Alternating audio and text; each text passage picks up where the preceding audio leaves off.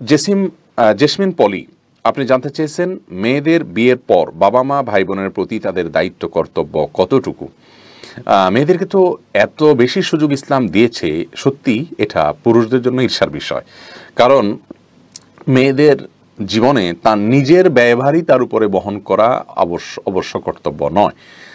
কোনো না কোনো ক্ষেত্রে তার জীবনের সকল স্তরে এসে কারো না কারোর অভিভাবকত্বে তিনি থাকেন, কেউ না কেউ তার ব্যয়ভার বহন করতে বাধ্য।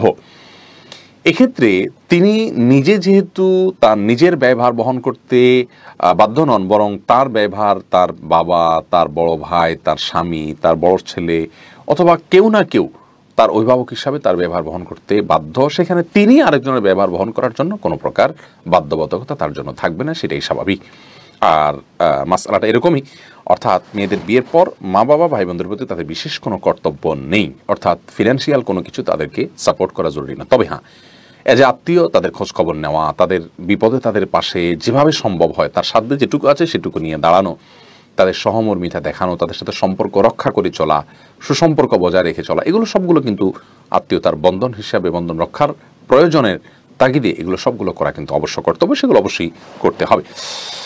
আর অর্থ করে যদি থাকে, নিজস্ব অ্যাবিলিটি থাকে, তাহলে সেটা দিয়ে ভাই বোন যদি অভাবী হন তাদেরকে অবশ্যই সাহায্য করতে হবে যদি অ্যাবিলিটি থাকে তার।